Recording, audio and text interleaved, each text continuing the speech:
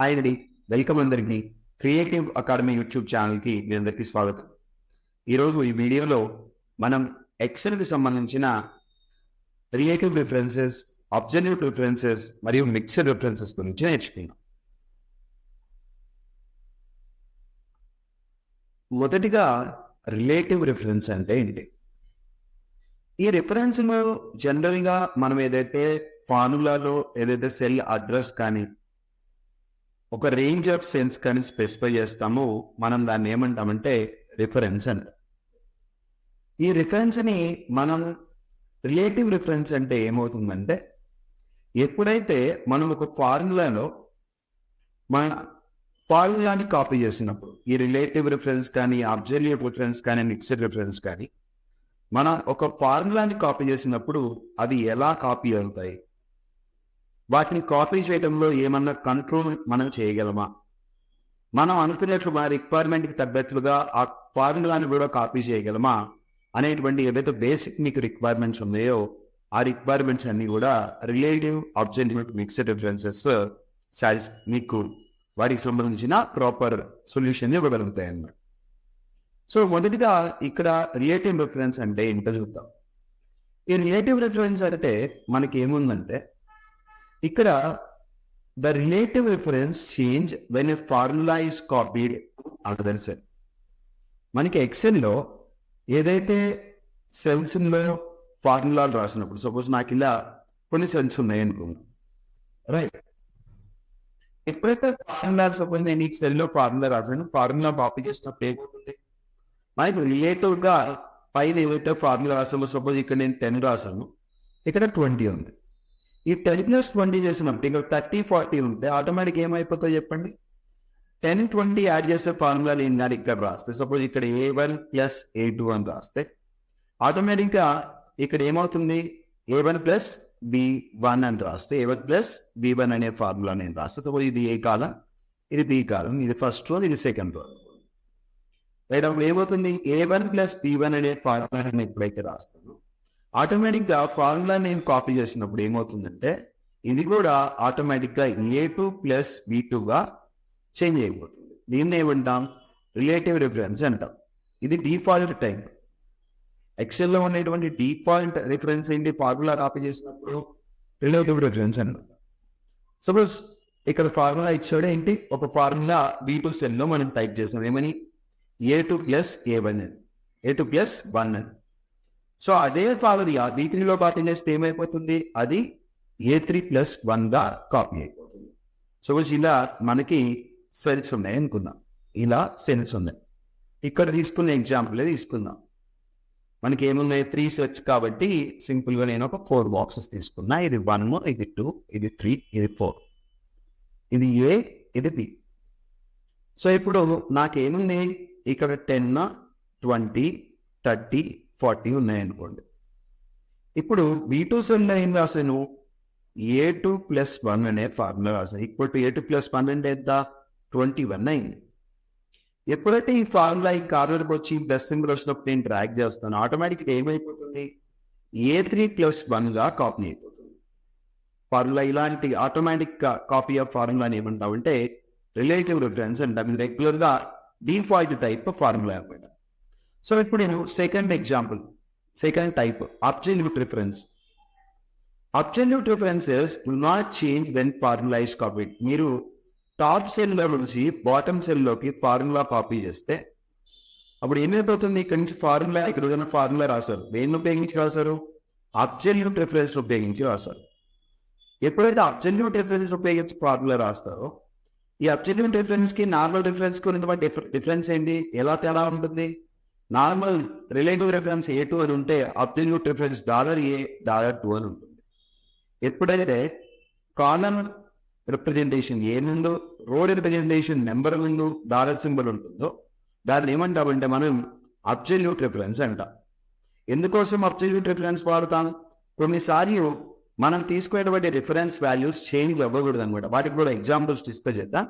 అలా చేంజ్ అవ్వకూడదు, ఎప్పుడు కాపీ చేసిన కూడా ఆ రిఫరెన్స్ అలానే కాపీ అవ్వాలి అనుకున్నప్పుడు ఏం వాడతామంటే, ఆ రో నెంబర్ ముందు కాలమ్ ఆల్ఫాబెట్ ముందు మనం ఏం వాడతామంటే డాలర్ సింబల్ వాడతాం.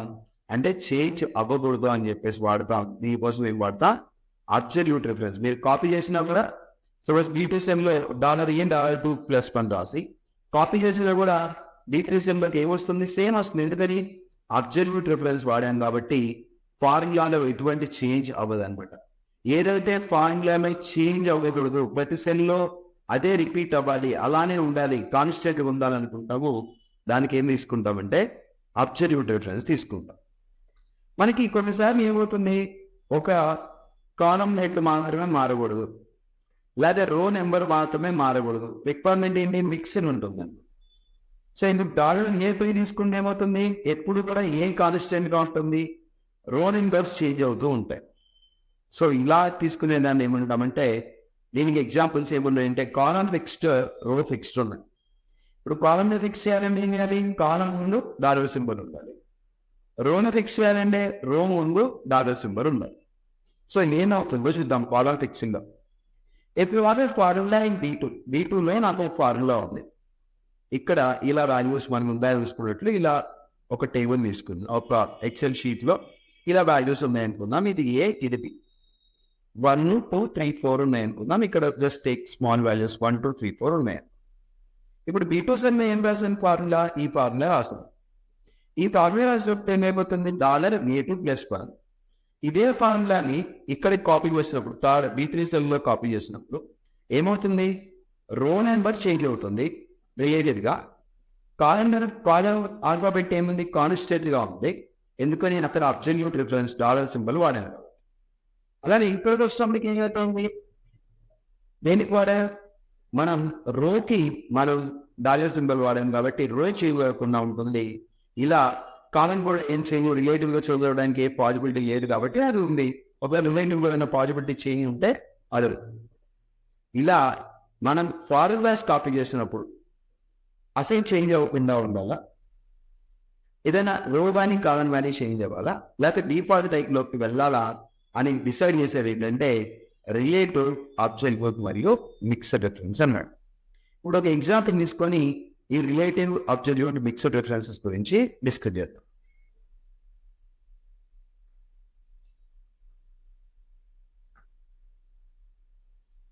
ఇప్పుడు మనం తీసుకున్న ఎగ్జాంపుల్స్తో డిస్కస్ చేసి తర్వాత కొంచెం కాంప్లెక్స్ ఎగ్జాంపుల్స్ డిస్కస్ చేద్దాం. సపోజ్ నాకు ఇక్కడ వాల్యూస్ ఉన్నాయి. ఏం వాల్యూస్ ఉన్నాయి? 10, 20, 30 ఉంది. నేను ఈ సెల్లో ఈక్వల్ టు A1+1 అని టైప్ చేశాను.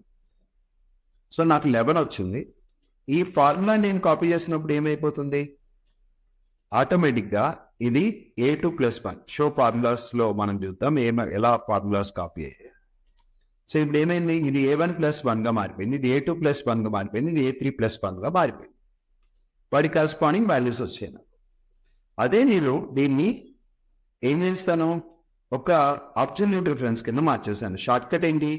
F4. సో అబ్సల్యూట్ రిఫరెన్స్ కింద మార్చేసాను.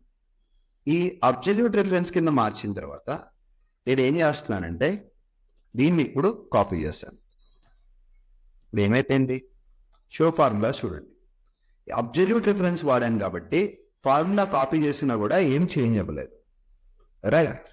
ఇప్పుడు మనం ఏం వాడదామంటే దీంట్లో రో ఫిక్స్డ్ చేద్దాం, కాలం ఫిక్స్డ్ చేద్దాం, ఫస్ట్ తర్వాత రో ఫిక్స్ చేద్దాం. సో ఇప్పుడు F4 మళ్ళీ టైప్ చేయగానే ఇప్పుడు రో ఫిక్స్ వచ్చింది. మళ్ళీ ఒకసారి F4 క్లిక్ చేస్తే కాలం ఫిక్స్డ్కి మారిపోయింది. ఇప్పుడు కాలం ఫిక్స్ చేశాను. కాలం ఫిక్స్ చేసినా చేయకపోయినా మనకి పెద్ద డిఫరెన్స్ ఏం లేదు. సో అలానే ఉంటుంది కాబట్టి పెద్ద మనకి వాల్యూస్లో ఏం చేంజ్ రాదు. 11 ఉంది. నేను ఈ ఫార్ములా కాపీ చేస్తాను. ఫార్ములా కాపీ చేసినా కూడా పెద్ద ఎఫెక్ట్ లేదు. ఈ ఎగ్జాంపుల్ వరకు ఎఫెక్ట్ లేదు. $A2 అలానే ఉంది, 2 చేంజ్ అయింది, ఇలా ఫిక్స్ అయిపోయింది. ఇప్పుడు ఎక్కడ ప్రాబ్లం వస్తుందంటే ఎప్పుడైతే నేను రోని కాన్స్టెంట్గా పెడతాను, రోకి నేను ఎప్పుడైతే రిఫరెన్స్ ఇస్తాను, ఏ రిఫరెన్స్? రోకి నేను ఎప్పుడైతే అబ్సల్యూట్ రిఫరెన్స్ ఇస్తాను, ఇప్పుడు ఏమవుతుంది చూడండి. నేను ఎప్పుడైతే కాపీ చేశాను ఇప్పుడు ఏమవుతుంది? మొత్తం అలానే ఫిక్స్ అయిపోయి. ఎందుకని? A1 ఇంకా చేంజ్ అవ్వట్లేదు. ఇలా ఈ 3 పనిచేస్తాయి అనమాట. Relative reference, absolute reference, mixed reference. సరే సార్, ఈ ఎగ్జాంపుల్ బాగానే ఉంది. ఏదైనా real life example, real world లో మనకి ఎలాంటి ప్రాబ్లమ్స్ ఫేస్ అవుతాయి ఒకసారి ఏమైనా చెప్తాను. సో ఇక్కడ నాకు డేటా ఉంది. ఏం డేటా ఉంది ఇక్కడ? నా డేటాలో వాల్యూస్ ఉన్నాయి. ఇలా ఏం వాల్యూస్ ఉన్నాయంటే, కొంతమంది స్టూడెంట్స్ డీటెయిల్స్ ఉన్నాయి, వారి యొక్క సబ్జెక్ట్ 1 మార్క్స్ ఉన్నాయి, అలానే సబ్జెక్ట్ 2 మార్క్స్ ఉన్నాయి, సబ్జెక్ట్ 3 మార్క్స్ ఉన్నాయి. రైట్. తర్వాత టోటల్ క్యాలిక్యులేట్ చేయడానికి ఫార్ములా ఉంది, పర్సంటేజ్ క్యాలిక్యులేట్ చేయడానికి ఫార్ములా ఉంది. రైట్. సో ఇలా డిఫరెంట్ డేటా నా దగ్గర అయితే ఉంది. సపోజ్ నాకేం ఇవ్వాలంటే, ఇప్పుడు నేను ఈ సమ్ క్యాలిక్యులేట్ చేస్తున్నా. ఫార్ములా షూర్ ఫార్ములాస్ కాకుండా నార్మల్గా వాల్యూస్ వచ్చాయి నాకు. ఇలా పర్సంటేజ్ వచ్చింది. రైట్. టోటల్ మార్క్స్ వచ్చాయి. ఇలా ఉందనుకుందాం. రైట్. సబ్జెక్ట్ 1, సబ్జెక్ట్ 2 ఇలా మార్క్స్ అన్నీ ఉన్నాయి. ఇప్పుడు నాకు ఈ పర్సంటేజ్కి ఫార్ములా ఏంటి? F3/H1 × 100. అంటే F3 ఏంటి? 258. Total marks of time. Total marks ఎన్ని? 300 × 100. నాకు ఎంత వచ్చింది? పర్సంటేజ్ 86% వచ్చింది అనమాట. Marks of time by total marks × 100 కొడితే నాకు పర్సంటేజ్ వచ్చింది. ఎంత పర్సంటేజ్ వచ్చింది? సో ఎప్పుడైతే నేను ఈ ఫార్ములా కాపీ చేస్తాను, నాకేమైంది? డివైడ్/0 ఎర్రర్ వచ్చింది. నాకేం కావాలి? ఎప్పుడు కూడా ఈ రిఫరెన్స్ అనేది కాన్స్టెంట్ గా ఉండాలి. ఇక్కడ టోటల్ ఫిక్స్డ్ గా, టోటల్ చేంజ్ అవుతూ ఉండాలి రిలేటివ్ గా. ఇది ఫిక్స్డ్ గా ఉండాలి. 300 అనేది ఎప్పుడు కూడా ఫిక్స్డ్ గా ఉండాలి. సో అప్పుడు నేను ఏం చేయాలి? ఈ H1 దగ్గరికి వెళ్ళి నేను ఎప్పుడైతే అబ్జర్వింగ్ రిఫరెన్స్ ఇస్తాను, షార్ట్ కోడ్ లేకపోతే F4 అనేది వాడతాను, ఆటోమేటిక్ ఏమైపోతుంది? నేను ఇప్పుడు ఫార్ములా కాపీ చేస్తాను. ఇప్పుడు నేను ఫార్ములా కాపీ చేస్తే ఎటువంటి ప్రాబ్లం లేకుండా నాకు పర్సంటేజ్ క్యాలిక్యులేట్ అయిపోయింది. ఇలా ఒకటి ఏం చేస్తాను? ఈ ఫార్ములా ఇప్పుడు చూడండి. ఇప్పుడు ఫార్ములాస్లో చూద్దాం అసలు ఏమైంది, ఎలా అయింది. రిలేటివ్ గా ఏమేమి మారింది? F3, F4, F5 ఏవైతే టోటల్స్ క్యాలిక్యులేట్ అయ్యాయో అవి రిలేటివ్ గా మారాయి.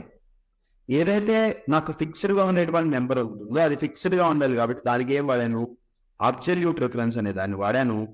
ఫార్ములాలో కాపీ చేసినా కూడా ఇదేమో రిలేటివ్ రిఫరెన్స్ వాడాను, ఇదేమో అబ్సల్యూట్ రిఫరెన్స్ వాడాను. ఇలా combination of relative absolute reference వాడుకోవచ్చు. ఇంకా మిక్స్డ్ రిఫరెన్స్ కూడా అవసరం అయితే వాడుకొని మన వర్క్ ని మనం కంప్లీట్ చేసుకోవచ్చు. This is the best example for relative reference and mixed reference. So ఇక్కడేమో రిలేటివ్ రిఫరెన్స్ ఏమో సెన్ కి వాడుతుంది, అబ్సల్యూట్ రిఫరెన్స్ ఏమో కాన్స్టెంట్ గా ఉంది. ఎందుకని కాన్స్టెంట్ గా ఉంది? రో ఎందుకు, కాలం ఎందుకు డాలర్ సింబల్ వాడాం కాబట్టి అది కాన్స్టెంట్ గా ఉంది. సో ఇప్పుడు మిక్స్డ్ రిఫరెన్స్ అంటే చూద్దాం. ఇక్కడ ఏంటో చాలా డేటా ఉంది కదా. ఈ డేటా పర్పస్ ఏంటి? టేబుల్ ప్రింట్ అవ్వాలి. నేను 20 టేబుల్ నుంచి 11th టేబుల్ వరకు ప్రింట్ చేస్తున్నా. ఇక్కడ ఈ టేబుల్ ప్రింట్ అయ్యేటప్పుడు ఫస్ట్ నేను ఏం చేస్తానంటే అసలు ఇక్కడ ఉన్నటువంటి డేటా మొత్తాన్ని డిలీట్ చేస్తున్నా. నాకు క్లియర్గా అర్థం అవ్వాలి. ఇప్పుడు నాకు ఏం కావాలి? ఇంకా నాకు 20 × 1 కావాలి. రైట్. 20 × 1 అంటే A1 మల్టిప్లైడ్ బై B1. నాకు ఎంత రావాలి? A1 × B1 కాదు కదా, A2 × B1, B2, A2 × B1 correct. A2 × B1. So నాకు ఎంత వచ్చింది? 20 వచ్చింది. A2 × B1 20 కరెక్ట్ అని వచ్చింది. ఇప్పుడు నాకు మొత్తాన్ని ఆటో ఫిల్ చేస్తున్నా, ఫార్ములాని ఆటో ఫిల్ చేస్తాను. నాకు వాల్యూ డిఫరెంట్గా వచ్చింది. ఇలా రాకూడదు కదా. 22 సార్ 40, 23 సేమ్ వచ్చింది. ఇక్కడ నుంచి తేడా వచ్చేస్తుంది. ఎందుకని తేడా వస్తుంది? ఒకసారి ఫార్ములా ఎలా కాపీ అయిందో ఒకసారి. సో ఇక్కడ వరకు ఓకే. A2 × B1, ఇక్కడ B2 × C1, C2 ఇలా చూడకూడదు. నాకు ఏం కాన్స్టెంట్గా ఉండాలి చెప్పండి? A2 అనేది కాన్స్టెంట్గా ఉండాలి. So right. సో నేను ఏం చేస్తాను? ఈ సెల్లో క్లిక్ చేసి A2 దగ్గరికి వెళ్ళిపోయి F4, దాని function F4. Right. Function F4 కొట్టి ఎంటర్ చేశాను. ఆటోమేటిక్గా నా వాల్యూ అక్కడ కరెక్ట్గా వచ్చింది. ఇప్పుడు దీన్ని కాపీ చేసుకుంటూ వెళ్ళిపోయాను. రైట్. నాకు కరెక్ట్గా ఈ టేబుల్ వరకు డేటా కరెక్ట్గా వచ్చింది. 20 × 1, 20 × 2, 20 × 3 ఇలా కాన్స్టెంట్గా వచ్చింది. ఇబ్బంది లేదు. నా ఫార్ములా ఇప్పుడు కరెక్ట్గా పనిచేస్తుంది. బట్ ఇప్పుడు నేను ఏం చేస్తాను? ఈ సెల్ సెలెక్ట్ చేసి ఫార్ములాలు మిగతా టేబుల్స్కి కాపీ చేస్తాను. మళ్ళా తేడా వచ్చింది కదా. అవును. ఎలా? ఎందుకు వచ్చింది తేడా? ఇక్కడ కూడా ఫస్ట్ ఒక రోకి కాపీ చేసి చూద్దాం ఫార్ములా ఎందుకు తేడా వస్తుందో ఒక్క రో కాపీ చేసి చూద్దాం. ఇక్కడ కాపీ చేసాం. ఇక్కడ కాపీ చేసినప్పుడు ఫార్ములా చూస్తే ఇక్కడ ఏమైంది, A2 అనేది కాన్స్టెంట్ అయిపోయింది. 20 దగ్గర కాన్స్టెంట్ అయిపోయింది. నాకు ఏమవ్వాలి అప్పుడు, ఏ అనేది కాన్స్టెంట్ ఉండాలి కానీ 2 అనేది రిలేటివ్గా చేంజ్ అవ్వాలి. 2 అనేది రిలేటివ్గా చేంజ్ అవ్వాలి. 2, 3 అవ్వాలి, 4 అవ్వాలి, అలా అవ్వాలి. రైట్. ఇప్పుడు దీన్ని నేను కాపీ చేసి చూస్తాను. ఓకే, ఇప్పుడు ఏం చేస్తానంటే మళ్ళీ షో ఫార్ములా మామూలు డేటా కొట్టేసి ఇప్పుడు దీన్ని ఏం చేశాను, A2 కాపీ చేశాను. ఇప్పుడు కాపీ చేశాను, ఎటువంటి చేంజ్ లేదు. దీన్ని ఇప్పుడు డౌన్వర్డ్ కాపీ చేస్తాను. రైట్, మళ్ళీ తేడా వచ్చింది. ఎందుకు తేడా వచ్చింది, ఎలా అయింది ఫార్ములా చూడండి. కాపీ A3 అయింది. A3 తర్వాత B2. సో B2 అంటే మనకి ఏమొచ్చింది, ఈ వాల్యూ కాపీ అయింది. B1 వస్తే ఇక్కడ C1 వచ్చింది, ఇక్కడ D1 వచ్చింది. సో ఇక్కడ ఏం కాన్స్టెంట్ ఉండాలి, ఇప్పుడు ఇక్కడ B1 అయిపోయింది. ఇప్పుడు ఇక్కడ ఏం కాన్స్టెంట్ ఉండాలంటే B1 కాన్స్టెంట్ ఉంటే తేడా వస్తుంది. సో A2 ఇదంతా ప్రాపర్గానే ఉంది. A2, A3, A4, A5, A11 వరకు ఇది ప్రాపర్గా ఉంది. సో ఇప్పుడు ఫస్ట్ B1 వచ్చింది. B1 తర్వాత ఏం రావాలి, C1, B1 ఇదంతా కరెక్ట్గానే ఉంది. ఇక్కడ కూడా ఏం అవ్వాలి, B1 ఇదంతా కూడా కాన్స్టెంట్గా ఉండాలి. ఇవి చేంజ్ అవ్వకూడదు కదా, ఇవి ఫిక్స్డ్గా ఉండాలి. B1 అనేది ఫిక్స్డ్గా ఉండాలి. రైట్, అలానే C1 అనేది ఫిక్స్డ్గా ఉండాలి. సో 1 అనేది చేంజ్ అవుతూ ఉండాలి రిలేటివ్గా. సో ఇక్కడ డాలర్ సింబల్ వాడదాం. సో ఇవి రిలేటివ్గా చేంజ్ అవ్వాలి, మిగతావి నార్మల్గానే ఉండాలి. రైట్, ఇప్పుడు నేను కాపీ చేస్తున్నాను. సో వాల్యూస్ అలానే ఉన్నాయి, మళ్ళా కాపీ చేస్తాను డౌన్ సైడ్.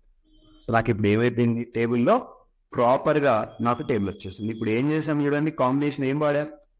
ఇక్కడ కానీ చూస్తే ఫార్ములాస్ కానీ మనం చూస్తే ఇక్కడేమో ఏం వాడాం, రో కాన్స్టెంట్గా ఉంటుంది, రో రిలేటివ్గా చేంజ్ అవుతుంది, కాలం కాన్స్టెంట్ ఉంది, అందుకని $A వాడాం. సో ఇది 2కి 3కి 4కి చేంజ్ అవ్వాలి, రో వైజ్గా చేంజ్ అవ్వాలి. ఇక్కడ ఏం చేసాము, ఇక్కడ B అనేది చేంజ్, Bకి Cకి చేంజ్ అవ్వాలి, ఇది Dకి చేంజ్ అవ్వాలి, ఇది Eకి చేంజ్ అవ్వాలి. బట్ ఇది ఎలా ఉండాలి, ఎప్పుడు కూడా కాన్స్టెంట్ ఉండాలి. కాలం ఏమో రిలేటివ్గా చేంజ్ అవ్వాలి, రో నెంబర్ ఏమో కాన్స్టెంట్ ఉండాలి. కాబట్టి రో నెంబర్ ముందు ఇలా డాలర్ సింబల్ వాడాం. ఇలా మనం రిలేటివ్, అబ్సల్యూట్, మిక్స్డ్ రిఫరెన్స్లు మన ఫార్ములాలో మన రిక్వైర్మెంట్ ప్రకారం వాడుకుంటూ మనం ఎక్సెల్లో ఫార్ములాస్ చాలా ఈజీగా చేయొచ్చు. Thank you.